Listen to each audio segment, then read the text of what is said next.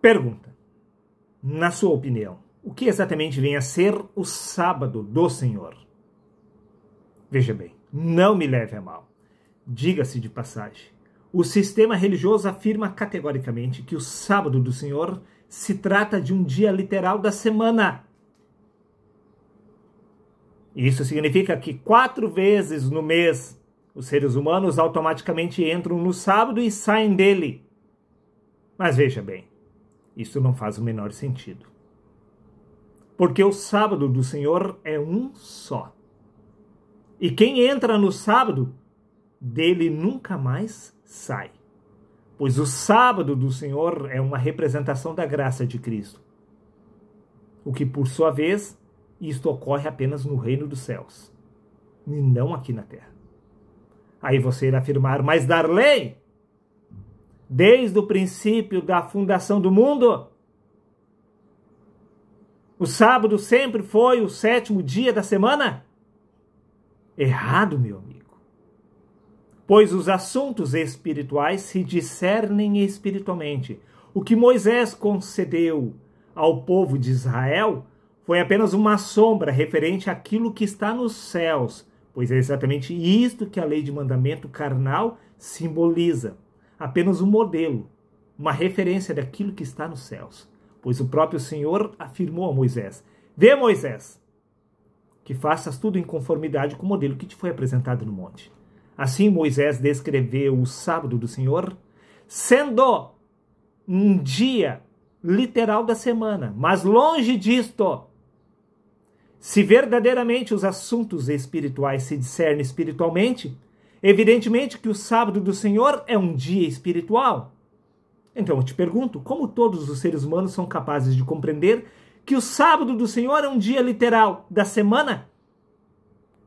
Isso não faria o menor sentido, pois se verdadeiramente, repito, o sábado do Senhor é algo espiritual, evidentemente que nenhum ser humano será capaz de discernir este mistério. Nisto podemos entender perfeitamente por que o sistema religioso não compreendeu até aqui o que é verdadeiramente o sábado do Senhor. Mas você entenderá perfeitamente, até porque no passado os seres humanos não compreenderam, porque Paulo afirmou no livro de 2 Coríntios capítulo 3, versículo 14. E por isto a mente dos israelenses ficou fechada. Sim, ela se fechou, pois até hoje o mesmo véu, uma representação da lei de mandamento carnal, desta sombra, que é apenas uma referência com respeito àquilo que está oculto nos céus, permanece quando é lida a antiga aliança. Até hoje, disse Paulo, o véu, que é o discernimento da carne, que é a mentalidade da carne, que faz separação entre Deus e o homem. Até hoje os seres humanos interpretam a lei de Deus segundo o entendimento da carne, se utilizando de escatologia, teologia, exegese, hermenêutica e assim por diante. Então eles estão se utilizando do véu para discernir o sábado do Senhor. Por isso que eles não entendem nada. Não foi retirado o véu, porque somente em Cristo é que o véu pode ser removido. Somente em Cristo. Pergunta: se os seres humanos não sabem o que é o sábado do Senhor, porventura eles saberiam exatamente o que é o Cristo? Como assim você irá afirmar, Darley? Como assim saber o que é o Cristo? Veja bem, não me leve a mal. Cristo não é um homenzinho que nasceu há 2000 anos atrás. O próprio Cristo afirmou antes que Abraão existisse, eu sou. Nada tem a ver com carne e com sangue. Até porque está escrito, meu amigo. Paulo descreve com perfeição. No livro de 2 Coríntios, capítulo 5, versículo 16. Assim que se nós daqui por diante a ninguém mais conhecemos segundo a carne. Repito, assim que nós daqui por diante, disse Paulo, a ninguém mais conhecemos segundo a carne. E se antes conhecemos Cristo segundo a carne, contudo agora já não o conhecemos deste modo. Paulo acreditava como você que Cristo se tratava de um homem. Mas ele compreendeu que Cristo não é um homem que nasceu aqui na terra. Prova disto, meu amigo, é que Paulo acrescenta no livro de 1 Coríntios, capítulo 1, versículos 24, dizendo: para nós, talvez não para vocês que pertencem ao sistema religioso, mas para os apóstolos, Cristo era o poder de Deus e a sabedoria de Deus. Talvez você aprendeu até aqui que Cristo se tratava de Jesus. Não, meu amigo. Cristo é aquele que desceu dos céus. Jesus foi formado aqui na terra. E você entenderá perfeitamente este mistério. No livro de Isaías, capítulo 11, versículo 2, está escrito: e repousará sobre Jesus, sobre Paulo, sobre os profetas. Sim, repousará sobre ele o Espírito do Senhor. O Espírito de sabedoria e de poder. Pode parar por aqui. Disse Paulo: para nós, Cristo é o poder de Deus e a sabedoria de Deus. O profeta Isaías afirmou que a sabedoria e o poder de Deus é o Espírito do Senhor, que Jesus recebeu lá no batismo. Então, como ele poderia ser o Cristo se Cristo desceu do céu sobre ele? Jesus, saindo das águas, ele olhou para o alto e viu o Espírito de Deus, que é o Cristo, que é o poder e a sabedoria do Senhor, descendo sobre ele. Quando ele viu o Espírito de Deus descendo do alto, ele ouviu uma voz que dizia: este que está descendo dos céus é o meu Filho amado. Este mesmo Espírito de Cristo desceu sobre Jesus. Este mesmo Espírito de Cristo desceu sobre os apóstolos. Assim como já havia acontecido anteriormente, conforme consta no livro de 1 Pedro, capítulo 1, versículos 11 e 13, o Espírito de Cristo que estava sobre a vida dos profetas, o Espírito Santo que desceu do céu sobre eles. Um exemplo perfeito, livro de Atos, capítulo 1, versículo 8. Mas recebereis poder ao descer sobre vós o Espírito Santo. Recebereis poder e a sabedoria, que é o próprio Cristo. Ao descer o Espírito Santo sobre vocês, o mesmo que aconteceu com Jesus. Todo aquele que recebe este Espírito Santo se torna o Cristo, ou seja, se torna um ser iluminado. Ele é revestido de autoridade. Por isso que antes dos 30 anos, Jesus nunca realizou obra alguma, milagre algum. Por quê? Porque o poder é este Cristo que desce dos céus. Por isso afirmou Jesus, após o batismo, após ser revestido de incorruptibilidade e de imortalidade, disse ele: o Pai que está em mim é quem realiza essas obras. Disse ele: as palavras que eu vos digo, não as digo de mim mesmo, mas é o Pai que está em mim é quem realiza as obras. O mesmo se repetiu com os apóstolos. Pois disse Pedro: varões israelitas, por que fitais os olhos em nós, como se pelo nosso próprio poder ou piedade o tivéssemos feito este homem andar? Não era eles, mas o Espírito Santo que estava sobre eles, que é este poder e essa sabedoria de Deus, que é o próprio Cristo. Então sereis minhas testemunhas, pois o agir e a obra é de Deus, não dos homens, não de Jesus, não de Paulo. Disse Paulo: fui crucificado com Cristo, assim já não sou mais eu quem vive, mas é Cristo que vive através de mim. Da mesma forma que aconteceu com Davi, ele foi ungido pelo profeta Samuel no meio dos seus irmãos. E a partir daquele momento, o Espírito do Senhor se apoderou dele, da mesma forma que se apoderou de Jesus e dos apóstolos. Já não era mais Jesus, era o próprio Deus vivo. Já não era mais Paulo, mas era o próprio Cristo. A igreja não sabe nem mesmo o que é o sábado do Senhor, quer entender o que é o Cristo. Através da consciência da carne que milita contra o Espírito, você obterá as respostas? Não, meu amigo. Somente nascendo de novo. Necessário vos é nascer de novo. O que é nascido da carne é apenas carne, mas o que nasce do Espírito passa a discernir os assuntos espirituais. Não me leve a mal, eu não estou aqui para brincar. Estou aqui para falar a verdade. Ouça quem quiser, pois a sabedoria grita. Ela não fala, ela está gritando pelas praças e pelas ruas, mas quem é capaz de ouvi-la? No Evangelho de João, capítulo 6, versículos 29, afirmou Jesus: a obra de Deus é esta, que criais naquele que ele enviou. Todo aquele que entra no sábado do Senhor entra no descanso. Por isso que quem entra no sábado de Deus, este verdadeiramente descansa. Pois a obra quem passa a realizar é o próprio Cristo através do homem. Por isso disse Cristo, quando ele entrou no descanso, no sábado do Senhor, símbolo do novo nascimento, símbolo do batismo, morte do velho e ressurreição do novo. O velho descansa. Quando ele passa pela conversão, é Cristo que passa a realizar a obra através do homem. Este é o sábado do Senhor, símbolo da morte do velho, aonde este descansa. Cristo assume o seu lugar. A obra de Deus é essa, que criais naquele que ele enviou. Mas se você ainda não recebeu o Espírito Santo, como você irá crer nessas verdades? Nunca, jamais, impossível.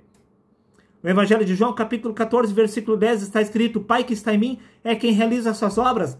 Por isso, está escrito no livro de Hebreus, capítulo 10, versículo 9: eis-me aqui para fazer, ó Deus, a tua vontade. Remove o primeiro para estabelecer o segundo. Isto ocorre no batismo, símbolo da conversão. Remove o velho para estabelecer o novo. O velho descansa quando este passa da morte para a vida. É um novo homem, pois se há corpo natural aqui na terra, também corpo celestial na eternidade. O primeiro homem da terra é terreno. O segundo homem é o Senhor dos céus. O Senhor dos céus é Cristo, que assume o seu lugar. No arrebatamento, o homem é arrebatado, mas Cristo fica para sofrer e morrer em seu lugar. Por isso disse Paulo, no ano 60, quando ele escreveu a carta aos Efésios: fui ressuscitado com Cristo. Sim, Deus nos ressuscitou com Cristo e com ele nos fez assentar nas regiões celestiais. Se Paulo já havia passado pelo arrebatamento, quem foi que ficou aqui na terra para ser decapitado? Foi Cristo. Paulo já havia descansado na eternidade, meu amigo. Por isso, no livro de Gálatas, capítulo 2, versículo 20, disse Paulo: fui crucificado com Cristo e assim já não sou mais eu quem vive. Não era mais Paulo, era Cristo. Ele havia se revestido do novo homem, que é Cristo. Este é o descanso do Senhor, quando o homem entra no reino eterno. Ele descansa, porque a partir de então a obra pertence ao Senhor. Esse é o verdadeiro significado do sábado eterno de Deus. Mas através do véu, que é a carne, uma representação da religião, seres humanos nunca entenderão este mistério. No livro de Colossenses, capítulo 3, versículo 4, está escrito: quando Cristo quer a sua vida se manifestar. Então, já não será mais você que estará vivo, mas sim Cristo, que terá trocado de lugar com você. Automaticamente você desperta na eternidade para Cristo assumir o seu lugar aqui na terra. É assim que os seres humanos descansam. Livro de Atos, capítulo 1, versículo 8, repito: mas recebereis poder ao descer sobre vós o Espírito Santo. Você ainda não foi capaz de aceitar essas verdades? Então, veja, o mistério dos mistérios sendo desvendado na frente dos seus olhos.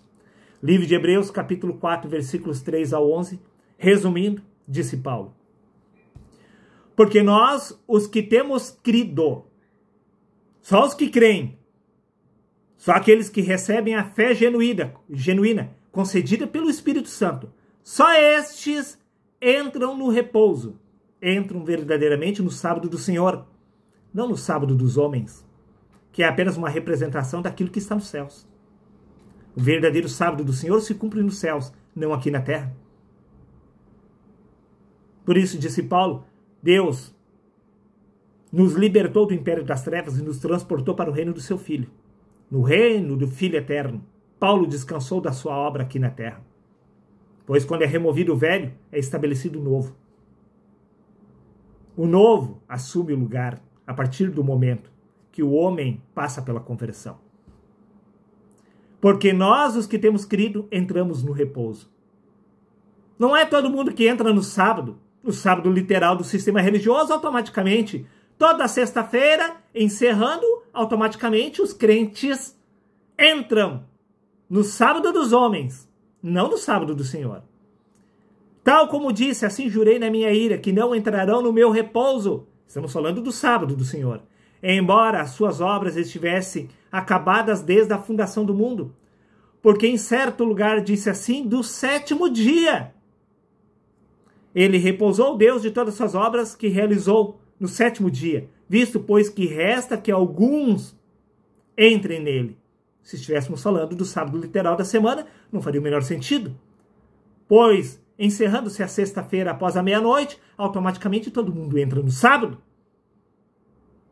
Este sábado é apenas uma referência, um modelo daquilo que está nos céus. Visto, pois, que resta que alguns entrem nele, e que aqueles a quem primeiro foram pregadas as boas novas não entraram por causa da desobediência. Portanto, ainda resta um repouso para o povo de Deus. Procuremos, pois, entrar naquele repouso. Paulo entrou no repouso, no reino do Filho Eterno. Lá ele descansou. E isso não ocorre após a morte destes corpos. Pois Paulo passou pela ressurreição não da carne, mas do Espírito. Pois é o velho que move e é estabelecido o novo. E disse Paulo que ele havia morrido. Ou seja, o ego, a mentalidade da carne havia sido removida e havia sido estabelecido a mente de Cristo. Pois no livro de 1 Coríntios capítulo 2, versículo 16, disse Paulo, nós, porém, temos a mente de Cristo. E no livro de 1 Coríntios, capítulo 12, versículo 27, diz Paulo, ora, vós sois o corpo de Cristo. Paulo tinha o corpo de Cristo, a mente de Cristo. E a vida de Paulo era a vida de Cristo. Quando? Quando ele passou pela conversão. Ele entendeu que Cristo é o poder e a sabedoria de Deus, que está aqui no reino dos céus. Pois Deus pôs a eternidade, símbolo de Cristo, dentro do homem, sem, contudo, porém, que este pudesse perceber. Disse Cristo, eis que estou convosco todos os dias, até a consumação dos séculos. Cristo é o poder de Deus, que precisa ser ressuscitado dentro de você. Pois Cristo está crucificado no Gólgota. Gólgota significa caveira. Aqui que está o reino dos céus. É aqui que Cristo ressuscita para assumir o seu lugar, para que assim você possa entrar no descanso eterno. Livro de Hebreus, capítulo 4, versículo 10. Pois toda pessoa que entra no repouso de Deus, ou seja, que entra no reino dos céus, também descansa de suas obras como Deus descansou das suas. O único repouso que existe, onde não há dor, nem cansaço, nem choro, nem ranger de dentes, é na eternidade. Mas a eternidade está dentro de você, pois a eternidade é o próprio Cristo. Mas quem é capaz de aceitar esta pregação? Quem creu em nossa pregação? Disse o profeta. Em Evangelho de João, capítulo 6, versículo 29, está escrito, Jesus lhes respondeu, a obra de Deus é essa, que criais naquele que enviou. Após entrar no repouso, a sua participação fica restrita em crer, meu amigo. Somente a crer. Veja o que consta. Dando continuidade no Evangelho de Lucas, capítulo 16, versículo 16. A lei e os profetas vigoraram até João. Desta época em diante estão sendo pregadas as boas novas do reino de Deus. E todo homem se esforça para entrar nele. Seres humanos já estavam entrando no reino dos céus, na geração de Paulo, na geração de Jesus. Eles estavam entrando no descanso, no sábado do Senhor. Porque no livro de Romanos, capítulo 10, versículo 4, está escrito, porque o fim da lei é Cristo, para a justiça de todo aquele que crê. O fim da lei é o velho homem que está debaixo da lei de mandamento carnal. O homem entra na graça quando é removido o primeiro e estabelecido o segundo. Isso ocorre na conversão. O velho homem é removido e é estabelecido o novo. Aqui está o reino dos céus, aqui está o fim da lei. O fim da lei é Cristo. Quando Cristo, que é a sua vida, desperta, se manifesta, quando Cristo, que é a sua vida, ressuscita através do corpo, então, você passou da lei para a graça. Mas, novamente, quem é capaz de aceitar essa verdade? No Evangelho de Mateus, capítulo 23, versículo 13, está escrito, ai de vós, doutores da lei, fariseus hipócritas, ai de vós, religiosos, pastores, guias de cegos, porque fechais o reino dos céus diante dos homens? Portanto, vós mesmos não entrais, nem tampouco deixais entrar os que estão entrando. Ninguém entra no reino dos céus após a ressurreição da carne lá no cemitério, mas sim após o despertar da consciência do Espírito de Cristo no homem. Paulo passou pela ressurreição no ano 60. Como? Se ele ainda não havia sido decapitado, Paulo foi ser decapitado no ano 67. A ressurreição do homem ocorre na conversão, pois na conversão morre o velho e ressuscita o novo. Não é o velho que ressuscita, como a igreja quer ressuscitar o velho homem lá no cemitério para ser revestido de incorruptibilidade e de imortalidade. Não, é o novo que é revestido de incorruptibilidade e de imortalidade, meu amigo, e isso ocorre novamente nos céus. Você ainda não entendeu? No Evangelho de Mateus, capítulo 21, versículos 31 a 32, está escrito: porque João veio a vós, disse Jesus, no caminho da justiça, e não credes nele? Mas os publicanos, as meretrizes, o creram. Vós, porém, vendo isto, nem depois vos arrependestes para crer. Em verdade vos digo que os publicanos e as meretrizes estão, afirmação de Jesus, estão entrando na frente de vocês no reino de Deus. Eles não entrariam, eles já estavam entrando. Por isso Jesus afirmou para nós ajuntarmos tesouro no reino dos céus, aonde o ladrão não rouba, onde a ferrugem não corrói. Como exatamente você fará para guardar tesouro no reino dos céus? Por acaso você vai esperar a volta de Cristo para ser ressuscitado lá no cemitério para guardar o tesouro? Não. É porque os seres humanos têm livre acesso através da graça de Cristo, através do novo homem, através da ressurreição de Cristo. Pois Cristo é a ressurreição do homem. Conforme consta no Evangelho de João, capítulo 11, versículos 25, eu sou a ressurreição. Cristo é a sua vida. Quando a sua vida se manifesta, Cristo ressuscita através de você. Cristo é o novo homem que é o Senhor dos céus. Aqui na terra, você é um ser humano. No reino eterno, você é o Senhor dos céus. Pois o primeiro homem da terra é terreno, o segundo homem é o Senhor dos céus. E isto ocorre com o batismo. Eles, sim, seres humanos estavam entrando no reino dos céus naquela geração. Prova disso que no Evangelho de João, capítulo 14, versículo 3, acrescentou: eu vou preparar-vos lugar, acrescentou Jesus. Não para você. Está falando lá naquela geração já. Então, virei e vos levarei para mim mesmo, para que onde eu estiver estejais vós também. Não está por acontecer. Aconteceu. Prova disso que no livro de Colossenses, capítulo 1, versículo 13, disse Paulo: ele nos libertou do império das trevas e nos transportou para o reino do seu Filho. Paulo já havia sido arrebatado aos céus. Mas veja bem, o corpo dele ainda estava aqui na terra. Pois Cristo assumiu o seu lugar a partir do momento que Paulo foi arrebatado aos céus. Mas veja bem, tudo ocorre no homem, através do homem. Pois o homem e Deus são um só. Não há como separar Deus do homem ou o homem de Deus, pois foi o verbo que se fez carne. Toda a carne é Deus em manifestação. Por isso afirmou exatamente Cristo: a cada um desses pequeninos que deste sequer um copo d'água, a mim o fizestes. Não há como separar Deus do homem ou o homem de Deus. Quem separou o homem de Deus foi a religião, que deveria religar, pois religião significa religar, mas é justamente a religião que separou o homem de Deus. Não há como separar. O que Deus uniu, ninguém separa. Foi Deus quem se uniu ao corpo. Pare de tentar separar Deus do homem. Corpo, alma e espírito, os três são um só. O espírito é o próprio Deus, pois Deus é este espírito que é a vida do homem. No livro de Efésios, capítulo 2, versículo 6, disse Paulo: ele nos ressuscitou com Cristo, com ele nos fez assentar nas regiões celestiais. Paulo já estava no céu, mas o reino dos céus está aqui. Paulo havia despertado da sua verdadeira identidade espiritual, que é Cristo. Quando isto ocorreu, verdadeiramente Paulo entrou no descanso, no sétimo dia do Senhor. Não num dia literal da semana,